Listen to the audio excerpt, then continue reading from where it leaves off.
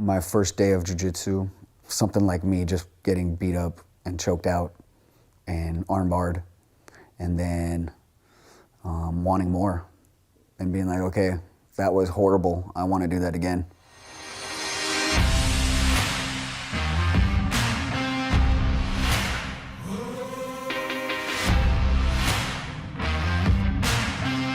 My first real significant memory was losing to a kid named Freddie Vasquez as a blue belt, and that really being pretty painful to the ego, and realizing, okay, you have to train.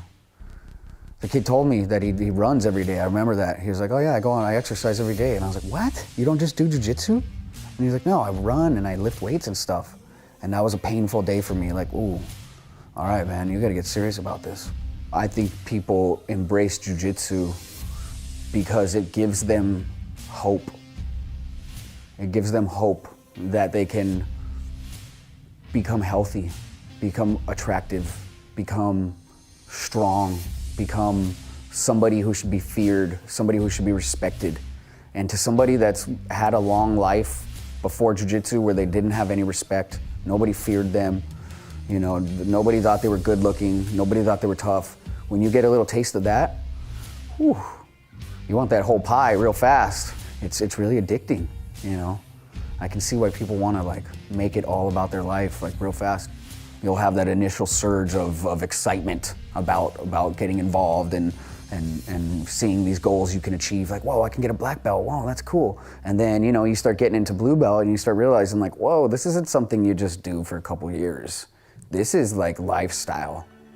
If you're not willing to make jiu-jitsu like your lifestyle, or like one of the big 3 lifestyles that you follow in your life, you know, it's like, dude, you're just gonna waste your time and get frustrated. You know what I'm saying? You're just gonna come in and get tapped out over and over again. You're never gonna see the improvements.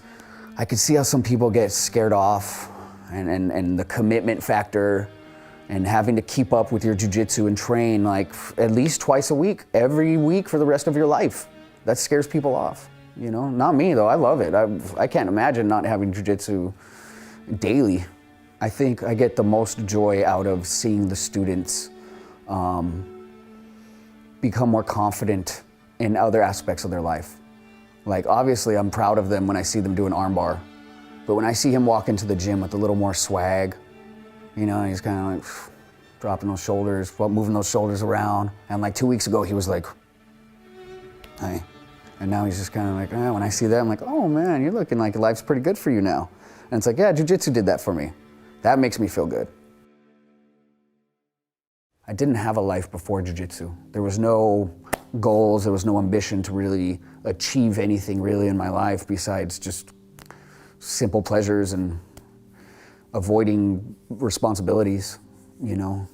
Jiu-jitsu gave me a reason to wake up every morning, to look forward to waking up every morning so I can go to this jiu-jitsu school and train with these guys and get better and laugh with these dudes and go get lunch afterwards. And it was, you know, it was like this little friendship community vibe that I had never really had in anything else in my life.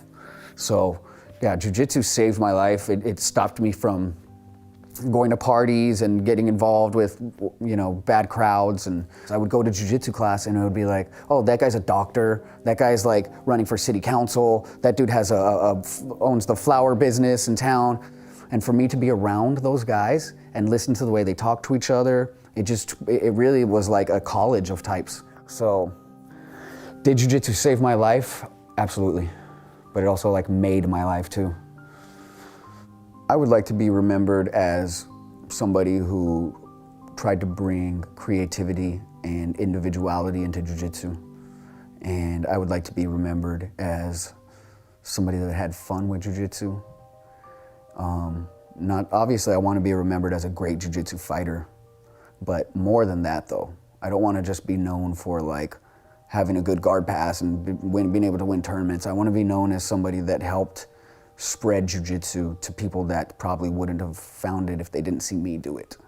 I would like to be remembered as somebody that took jiu-jitsu to new levels it hadn't been, as corny as that sounds, but I definitely don't want to just be remembered as somebody who was just good at doing jujitsu. I want to be known as somebody that was good at like spreading jujitsu and sharing jujitsu.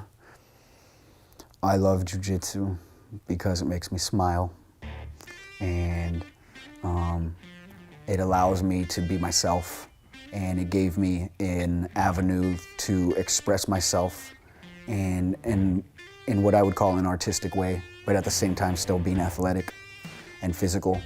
And I think that's a big part of like who I am. There's like this artistic part of me, and there's this really strong masculine part of me as well. And I think with jiu-jitsu I was able to like fuse them together, and it's been so enjoyable over the last 22 years of being able to do that and have this route to express myself and still get physical and fight people. I really enjoy it a lot. I really enjoy choking people.